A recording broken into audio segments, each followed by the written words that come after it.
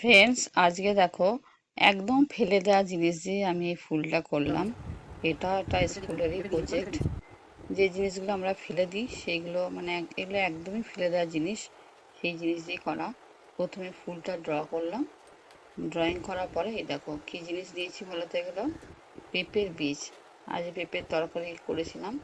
তারপরে এই বীজগুলো কিছু সাদা বীজ ছিল আর দু একটা কালো বীজ ছিল, মানে পাকা একটু হয়েছিল পেঁপেটা।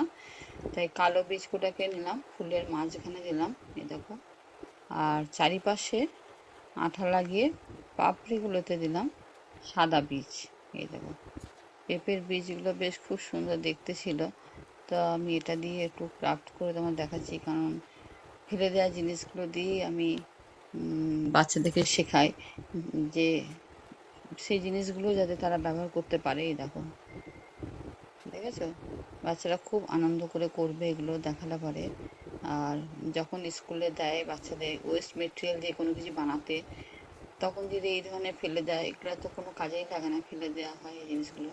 তো সেগুলো দিয়ে করলে খুব ভালো লাগে। আমি আগের দিন একটা তোমাদের দেখিয়েছিলাম চাল আর ডাল দিয়ে। চাল ডালটা তো তাও খাওয়া হয়, কিন্তু পেঁপে বীজটা তো কোনো কিছু কাজেই লাগে না, এটা পুরোপুরি ফেলে দিতে হয়। তার জন্য এটা দিয়ে করে দেখালাম আজকে।